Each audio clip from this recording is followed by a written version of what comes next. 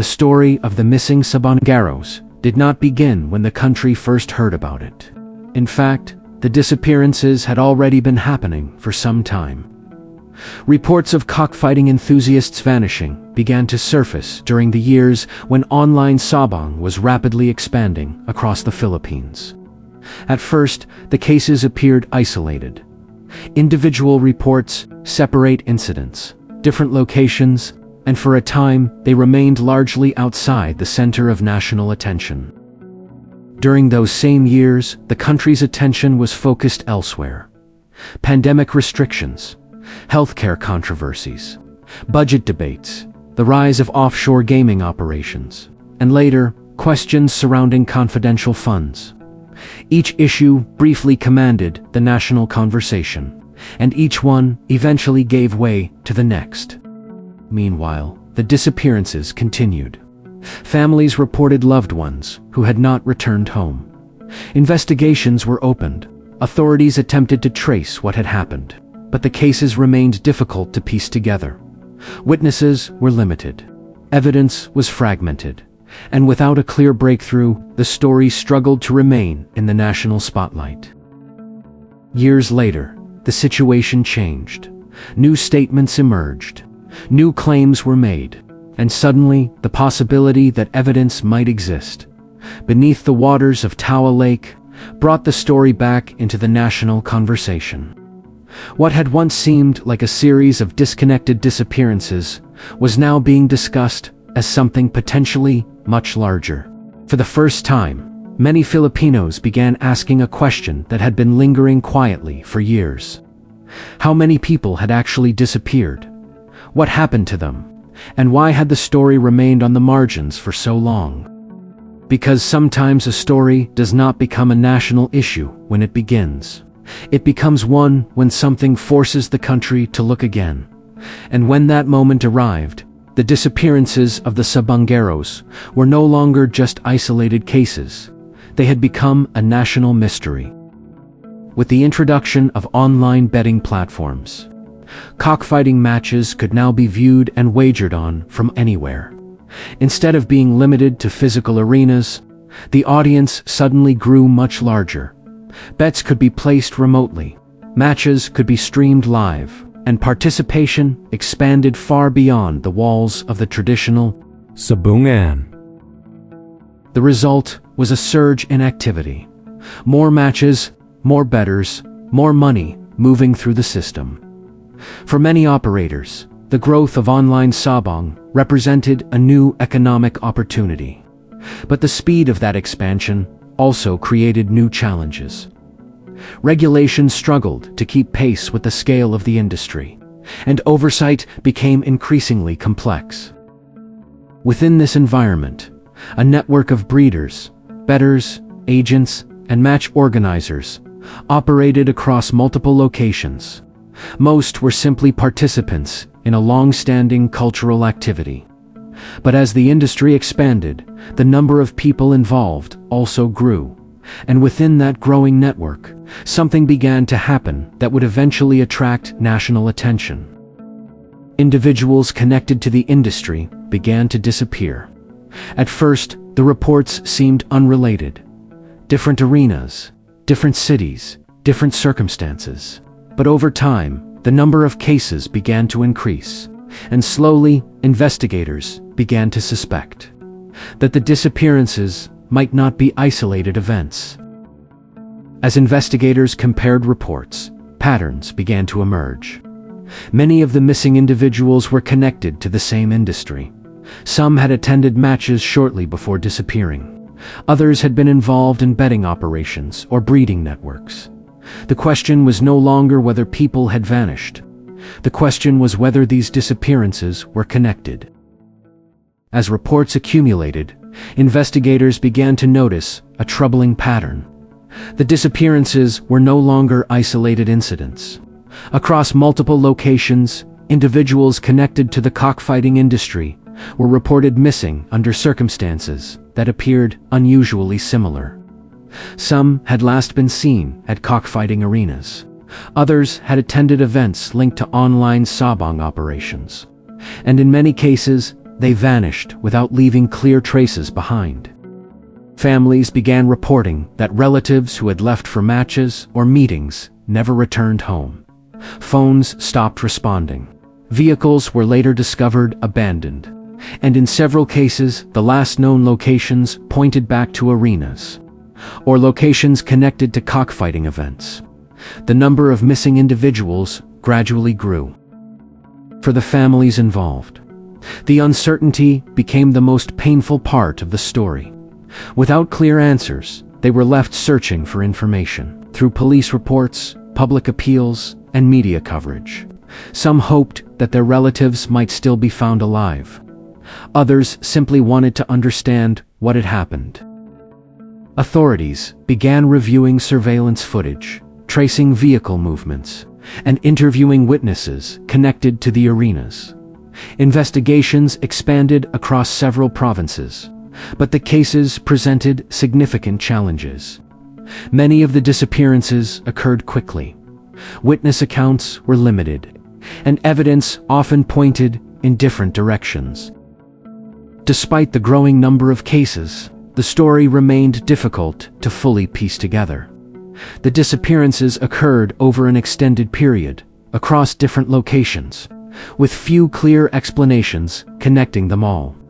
And for a time, the cases remained largely within investigative channels, rather than dominating the national conversation. The public heard about the missing Sabungeros, but the issue had not yet reached the level of a national crisis. That would come later, when new testimony would bring the story back into the spotlight and introduce a possibility that would capture the attention of the entire country. For a time, the disappearances of the Sabungeros remained an ongoing investigation. Cases were filed, families continued searching for answers. Authorities gathered information where they could, but the story had not yet reached the level of a nationwide controversy. That changed when new testimony emerged. During public hearings, a witness presented claims that suggested the disappearances might be connected. The testimony described an alleged operation involving individuals linked to cockfighting activities. According to the statements given, some of the missing individuals may have been targeted because of suspected involvement in betting irregularities.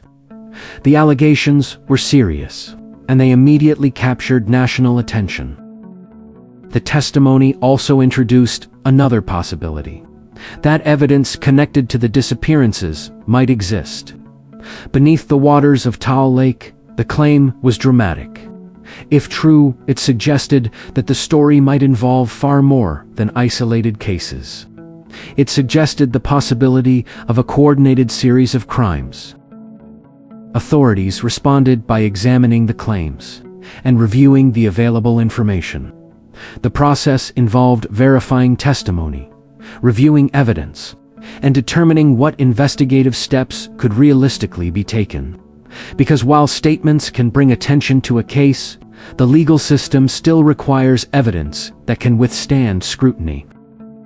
What had once been a series of difficult investigations was now a national story. The country began asking the same questions that families had been asking for years. How many people had disappeared? Who was responsible? And would the truth ever be fully known? As hearings continued and testimony unfolded, the investigation began to draw greater public attention. Part of that attention came from the possibility that individuals with significant influence in the cockfighting industry might be connected to the events being discussed. Names that were already well known within the world of cockfighting and gaming began appearing in public conversations surrounding the case. For many Filipinos, the issue was no longer just about missing individuals. It had become a question about how an entire network might have operated within a rapidly growing industry. Cockfighting had long been a visible part of Philippine culture, but the scale of the online Sabong era had introduced new layers of complexity. Money moved quickly, participants operated across different regions, and relationships within the industry often extended beyond the arenas themselves. As media coverage expanded, the story reached audiences that had previously known little about the disappearances. Families of the missing individuals spoke publicly. Officials provided updates on the investigation, and the possibility that dozens of people had vanished under similar circumstances created a sense of urgency that the earlier reports had not generated. Despite the increased attention, the investigation remained complex. Each case required verification. Each claim required evidence. Authorities needed to determine which information could be substantiated and which required further review. The process was slow, but the questions being asked had become far larger than the original reports. At the center of the national conversation were the people who had disappeared. Men who had entered arenas or meetings connected to the cockfighting industry and were never seen again. Their families continued waiting for answers, and the country was left confronting a question that still had no clear resolution.